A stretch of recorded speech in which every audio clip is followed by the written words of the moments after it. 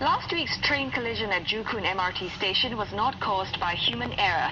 Instead, it was the unexpected disabling of a protective feature on the train that was hit.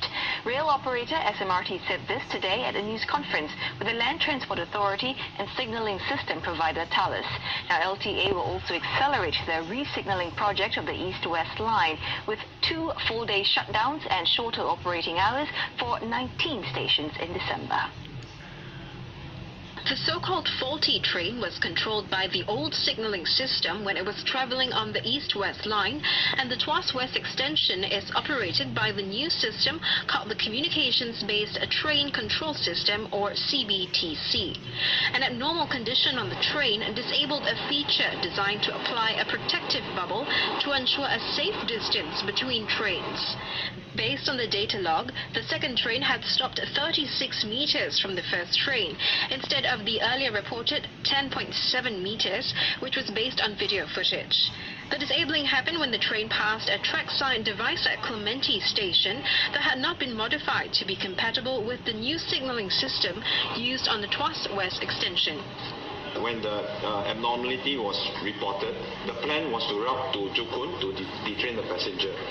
Now the front train now has got abnormality. As a result, the doors are not open automatically.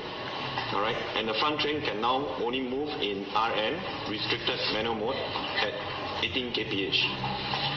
At the station platform, the train captain has to operate the platform screen door manually. He has to step out of his switch on the wall, train cabin, manually open the platform screen door.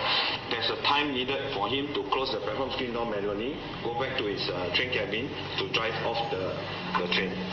Now, the moment the train station platform screen door closed, it lifted the closed track protection that I mentioned earlier, and the rear train that is in the automatic mode sensed that cannot sense the protective bubble of the first train, and hence it moved in auto mode towards the front train.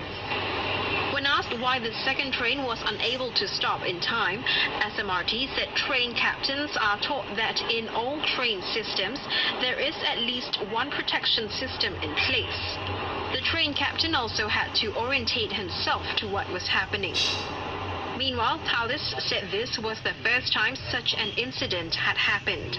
Moving forward, 17 MRT stations along the East-West line and 2 on the North-South lines will close earlier on Fridays and Saturdays and open later on Saturdays and Sundays from 8 December till the end of the year.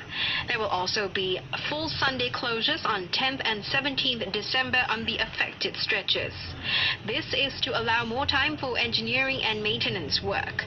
LTA also said it will bring forward the completion of re-signalling works on the East-West line to June next year instead of end 2018.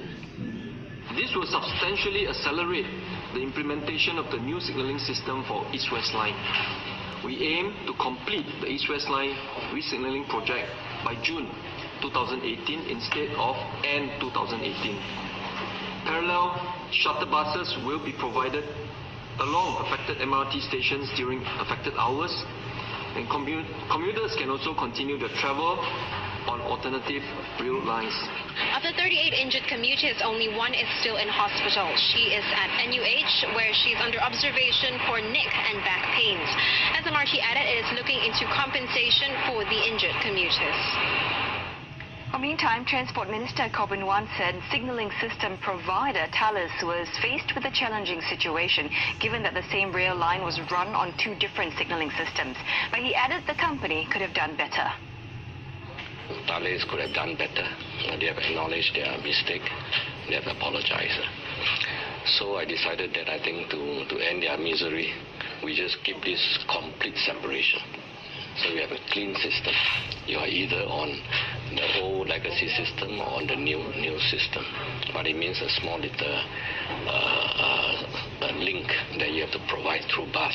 We will try to do this, speed up the complete re-signalling of East-West line. And that's why I need more engineering hours for various other reasons as well. So to get it going quickly, we decided on the schedule which you have read. And I hope commuters will be understanding. We'll make sure that the affected stretches, there'll be enough buses.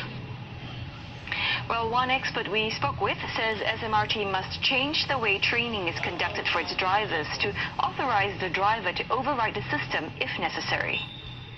If a driver were trained in a way that to believe that there will be always at least one bubble there, and because of that for 10 seconds actually it's quite a long time, and if a driver didn't do anything because he was waiting for the system automatically kicks in to stop the train, then this driver training manual is wrong. So the revision for this driver training manual is need to be done immediately.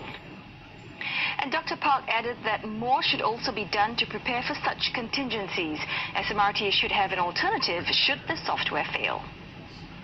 Incident management is all about how many different scenarios you are prepared for. And the very contingency here is that the safety protection measure under the CBTC was lifted. Then how this train will be recognized or detected by the train under the old legacy system. And my first question is that how much of the preparation and test was actually carried out for this particular contingency.